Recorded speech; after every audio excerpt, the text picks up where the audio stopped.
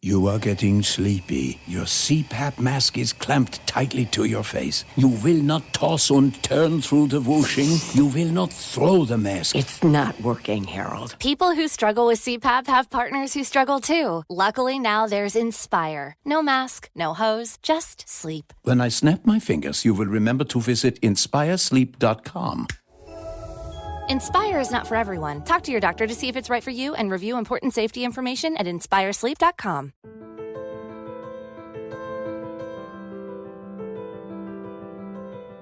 It's easier when you have many people out there, so you can learn, you can follow, you can go for guidance, you have mentors. So lack of role models is one aspect that's hurting women. The second thing I feel is women unfortunately face the age demographic. Hello and welcome to All Indians Matter. I am Ashraf Engineer. There's been a great celebration of entrepreneurship in India, especially of startups, and it's been an area of focus for policymakers too. Indian entrepreneurs generate employment and keep the economy humming, and they've shown great innovation and resilience over the decades. What I want to focus on in this episode are the challenges before India's women entrepreneurs and what can be done to overcome them. According to the Global Entrepreneurship Monitor 2020-21 report, total entrepreneurial activity or TEA in India is at 14.4%. The TEA for men is at 16.3%, while that for women is at 12.3%. The report said that women in India have startup intentions at parity with men and close to the global average. But when it comes to gender equity in entrepreneurship, India has a long way to go. All Indians matter.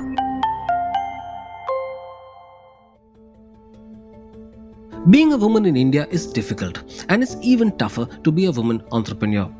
Most women have no assets to their name to offer as collateral. There are other barriers like complicated documentation requirements often linked to male family members. While the number of women-led micro, small and medium-sized enterprises jumped from 2.15 lakh to 1.3 crore in a decade, they account for only 20% of India's 63 million MSMEs. As per Ministry of Micro, Small and Medium Enterprises data, men own 79.63% of businesses as compared to 20.37% owned by women. However, no one should underestimate the contribution of women entrepreneurs to our economy. They account for 3.09% of industrial output and employ 10% of total workers according to ifc.org. Yet, India ranks third highest in the entrepreneurship gender gap. Only 33% of early stage entrepreneurs are women.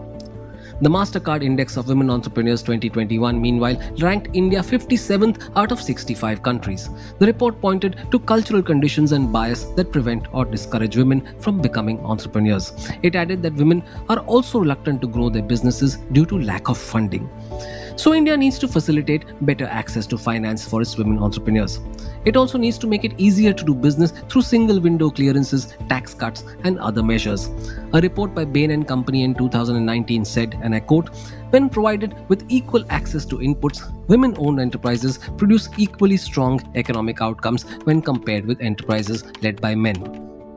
Is there a quantification of the potential? Yes. According to McKinsey Global, India could add $700 billion to its GDP by increasing women's participation in the labor force. The Boston Consulting Group, meanwhile, suggested that startups with women founders or co-founders generate 10% more revenue over a 5-year period and employ 3 times more women than men. Why do women make such good entrepreneurs? There are several reasons for it, but for one, they seem to make businesses work as well with lesser investment compared to men.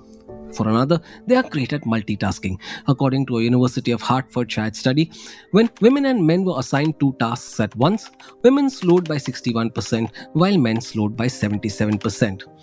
Women's risk appetite seems to be higher too. A KPMG survey showed 43% of women are more willing to take more risks. At the MSME level, India already has self-help groups or SHGs that enable economic empowerment of women and nudge social change along. Such a group comprises 12 to 25 women from a locality between the ages of 18 and 50. They make small but regular savings contributions until there is a substantial amount to begin lending to the community. Many groups are linked with banks too to enable microfinance delivery, but SHGs go beyond finance. They act as forums for women to come together and exchange notes on their businesses as well as health, nutrition, and social issues. So they are a community in themselves. Through the National Rural Livelihood Mission, the government has given SHGs a capitalization of 10,200 crore rupees, and they have also earned bank credit of rupees 2.9 lakh crore. So effective are the groups that they have very low non-performing asset ratios, which is a huge plus when it comes to seeking further finance. The National Bank for Agriculture and Rural Development, or NABARD, estimates that as of March 2020, the total NPA rate for women-led SHGs was 4.9%. This was less than half the rate for NPAs in banks. Despite these bright spots, entrepreneurship for women in India has been an uphill climb. Let's take a look at some of the common challenges. First, funding. It's the lifeblood of business, but women entrepreneurs find it challenging to secure. This is mainly because they have few assets in their name to pledge as collateral. There are other criteria lenders insist on, such as the business being at least 2 to 3 years old, proper documentation, and a high credit score. This forces women entrepreneurs to depend on savings or loans from family and friends. Second, lack of professional support networks. Many small businesses fail because they don't have access to network development. Networking helps to scale small ventures and reach new markets. Women entrepreneurs in India are less likely to be integrated with formal and informal networks. Third, gender barriers in certain industries. Many sectors such as manufacturing are dominated by men. Women business owners struggle to break into these sectors for various reasons, such as lack of knowledge of industry processes or contacts. Fourth, societal pressure to stick to traditional gender roles. We live in a patriarchal society that has defined gender roles. If there are professional commitments, they come second. This results in a tremendously challenging environment that many women simply can't overcome. That brings us back to governmental support. The most popular scheme among women-led MSMEs is the Micro Units Development and Refinance Agency, or MUDRA.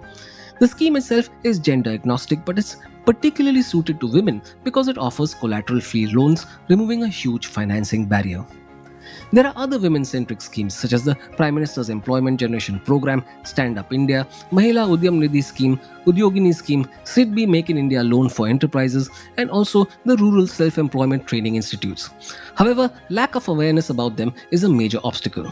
Those who know of the schemes are often unaware of their specific features. This means there is a low uptake and many banks have discontinued them. So it's the implementation that drains away the efficiency of these programs. As I pointed out earlier, women entrepreneurs deliver results, and it's in the interest of the overall economy to ensure they get the best support possible, whether it's in the form of training or hassle-free finance. We have the programs and willing beneficiaries. It's a question of ironing out the creases. Thank you all for listening. Please visit allindiansmatter.in, that's ALLINDIANSMATTER.in for more columns and audio podcasts. You can follow me on Twitter at Ashraf Engineer, that's ASHRAFENGINEER, and All Indians Count, that's ALLINDIANSCOUNT. Search for the All Indians Matter page on Facebook. On Instagram, the handle is All Indians Matter. Email me at editor@allindiansmatter.in. Catch you again soon.